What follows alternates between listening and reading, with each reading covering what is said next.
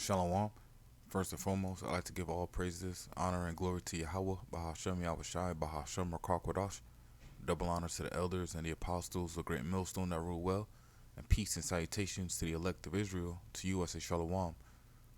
Lord willing, this lesson is edifying to the flock of Yahweh, Bahashem Yahushai.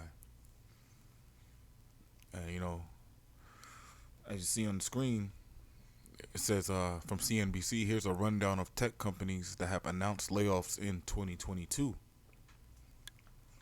All right, so news came out on Wednesday that Facebook, or what people call now Meta, cut 11,000 jobs Wednesday in the biggest tech layoff of 2022. Now, this is all signs of what they won't say in the so-called mainstream media, but this is all signs of a collapsing market, man. Where else would you fire people? It's in order to save money, right? Because the average salary at Meta is about $150,000. So if you cut 11,000 jobs, you're saving 11,000 times $150,000 per year. But these is all layoffs, so you can keep the company running, right? Because shit is about to go down, man. I work for a financial institution, and every quarter, every 4 months, they have an all company meeting. Now in this all company meeting, they'll talk about news and uh, things about the future that they're looking forward to, right? But this one was different. This one basically said, the market runs on cycles. We're prepared for anything. The future's looking great. They have to stay positive to keep the people and the employees, positive, so they can tell their clients positive things. So the clients don't panic and pull their money out. But also in the meeting was basically two things. This is a cycle. Everything's gonna be okay. And then other than that was, we need to stop spending money. If you have any business meetings or flights you need to take, push it to next quarter or 2 quarters from now. If you have to cater food, think about having potlucks instead, or using the in-house cafe and to cater food. Right? They were talking about ways to save money, because when I first got there, they were blowing money like crazy. I've never seen a company blow so much money on frivolous shit in my life, man. But now they're saying, yo, cut all of that out, man. Call all of it out. Cut all of it out. Because what's gonna happen if you don't? You're gonna have to lay people off, all right? But this is a list of all the tech companies, only tech, that laid people off this year alone. All right, Rivian, Coinbase, Microsoft, Carvana, Lyft, PayPal, Peloton, Netflix, Robinhood, so on and so forth, man.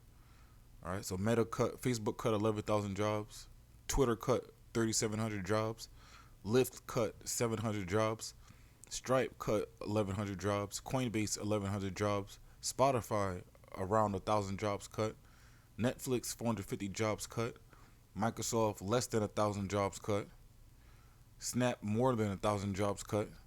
In late August, Snapchat announced it laid off 20% of its workforce, which equates to over 1,000 employees. If you fire 20% of your company, that is a huge loss, man. All right. Robinhood cut 31% of its staff. Chime cut 160 jobs. And don't think the small numbers aren't huge, right? Because even it might be only 160 compared to the 11,000 by Facebook. It's still 12% of its workforce, man. Tesla cut 10% of salaried employees, right? They're preparing for the shit about to go down, man. We jump over to Ecclesiastes chapter 1 and verse 9. The thing that hath been, it is which shall be, and that which is done, it is that which shall be done, and there is no new thing under the sun. The reason I brought that out to the spirit is because all currencies eventually crash, man. All currencies always result to the value of zero. If you create a currency to represent the face of money, it's eventually going to go to the value of zero. So the US dollar was once the face of gold, right? You could trade in your US dollar certificates for the equal amount in the physical gold. But since the dollar was taken off the gold standard, the dollar has been worthless ever since. right? But you're only seeing the illusion of value when you're holding money in your hand. See, people always brag about money, but nobody knows what money really is, man. Money is something that you cannot create, but it is created out of thin air.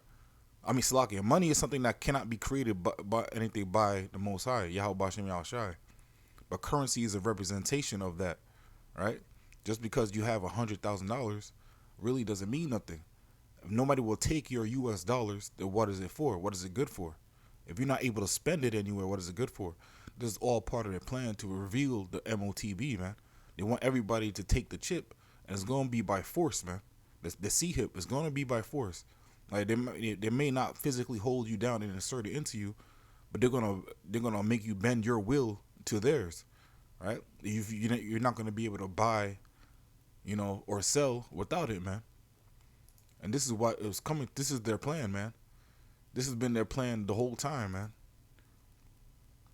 But people are so foolish that they fall right into it every time, man. All right. Revelations 13 and 16, and he causes all, both small and great, rich and poor, free and bond, to receive a mark in their right hand or in their foreheads, that no man might buy or sell, save he that had the mark, or the name of the beast, or the number of his name. All right. So how can the mark be so-called sleeping with white women? How can the mark be a Babylonian doctrine? No, this mark is talking about the ability to buy or sell anything, man. This mark is talking about something that's being inserted and planted, right, in order to buy or sell anything. This is talking about the RFID chip, man.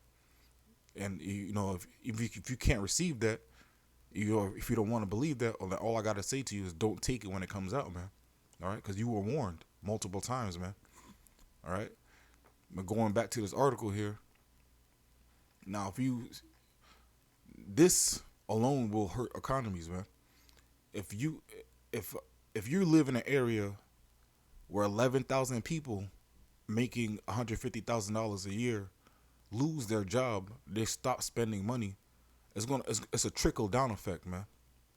It's all gonna hurt everything. It's gonna hurt. It's gonna hurt. It's gonna hurt. All right? Starting from the bottom, the worst, man. Shit rolls downhill, man. All right. Let me go back to Ecclesiastes.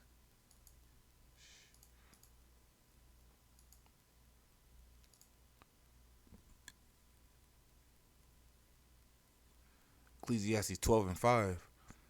Actually, I'll start at verse 3. And Ecclesiastes 12 and 3. And the day where the keepers of the house shall tremble, and the strong men shall bow themselves, and the grinders cease because they are few, and those that look out the windows be darkened, and the doors shall be shut in the streets, when the sound of the grinding is low, and he shall rise up at the voice of the bird, and all the daughters of music shall be brought low. Also, when they shall be afraid of that which is high, and fears shall be in the way, and the almond trees shall flourish, and the grasshopper shall be a burden, and desire shall fail, because man goeth to his long home, and the mourners go about the streets. All right. The grinding is going to be low because people are going to be losing their jobs, man. There's not going to be places to work, right? Right? When this market crashes, it's going to be game over, man. Right? When this market crashes, a lot of people are going to die because of it. A lot of people are going to get deleted because of it, man. All right? And going verse 5, and desire shall fail, because man goeth to his long home, and the mourners go about the streets. People are going to be crying and mourning in the streets, man. Desire is going to fail. When the market crashes, you're not going to be worried about buying a new house, buying the latest car, right? Buying this and that. Desire is going to fail, man. All right? All the things that you wanted, it's going to be of none. You're not going to want them anymore, because all you're going to worry about is getting the bare necessities, man. Food, water, clothing, and shelter, man. That's all you're going to worry about. Anything else, it will be frivolous, man. Everything else is vanity. All right? But people are going to realize that when the market crashes. People only idolize these materialistic things because that's all they see on the TV, and they're programmed to want these things. They think if they have these things, they'll become a better man. Their life will improve. Nah, a lot of people Majority of people with money are fucking miserable, right? Because they don't have the spirit of Yahweh Shai Yahweh Shai with them. They're gonna mourn even in their fucking kingdom, man. All right. Let me jump to Second Esdras, chapter 2. Second Esdras, chapter 2. I'm starting at verse 27. Be not weary, for when the day of trouble and heaviness cometh, others shall weep and be sorrowful, but thou shalt be merry and have abundance. All right.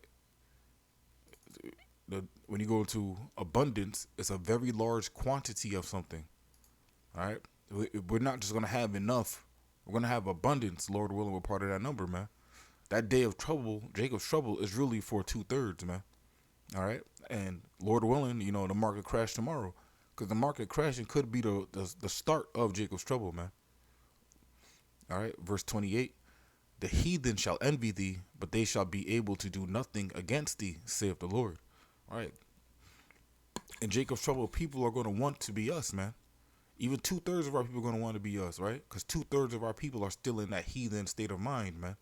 All right. They're going to envy us, but they shall be able to do nothing against us. All right. And that's thus saith the Lord, man. All right. So we have nothing to worry about as long as we stay true to our mission. All right. As long as the Lord keeps His Spirit upon us, keeps the Holy Spirit upon us, man, we have nothing to worry about, man. All right. Because we're going to have abundance. It's written in the scriptures, so we have to believe it, man. There's no other way around it, man. All right. But, I'm going to wrap it up with that. Lord willing, this lesson was edifying. Again, I want to give all praises, honor, and glory to Yahweh, Bahashem, Yahweh Shai, Bahashem, Rakakwadash. Double honors to the elders and the apostles, the great millstone that rule well. And peace and salutations to the elect of Israel. Until next time, I want to say shalom and a ball.